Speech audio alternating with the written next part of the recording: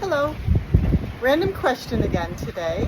So my husband and I have spent the past 2 months, 2.5 months, trying to figure out how to become permanent residents in the Philippines. And I now have my ACR I-card. He does not.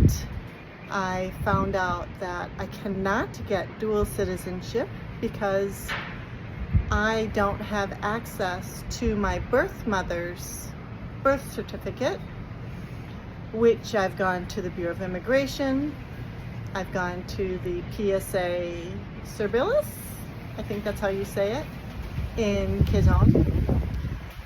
So we're just moving forward.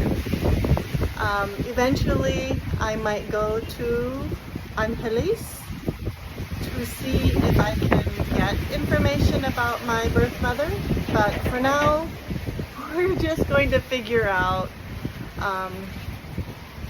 another, I guess, visa. I'm thinking 13G visa for me, and of course then my husband would be attached to that visa. He would need a separate one, I think. We need to talk to a visa consultancy agency. So we're researching who to choose to help us. And that's been a journey also. We have found one in particular that is very active on YouTube, but we also know we don't necessarily want the one that is most prevalent on YouTube.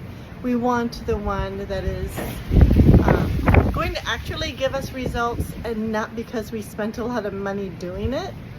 For example, when I was thinking I could get my dual citizenship,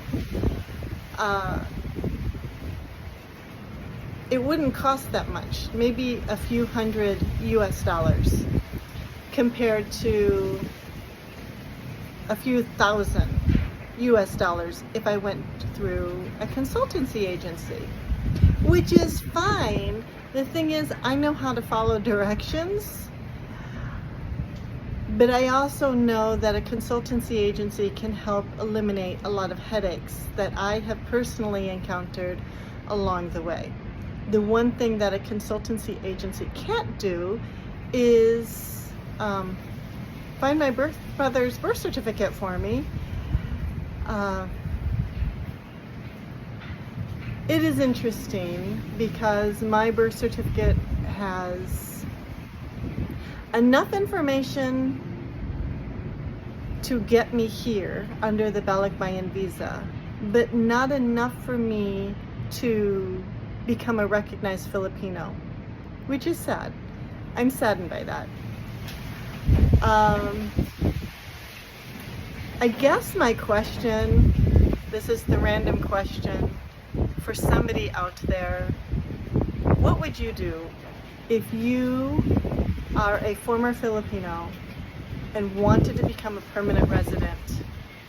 You find out you can't be a dual citizen because your birth certificate has limited information and you don't have either birth parent's birth certificate. What would be the next step? I'm just curious.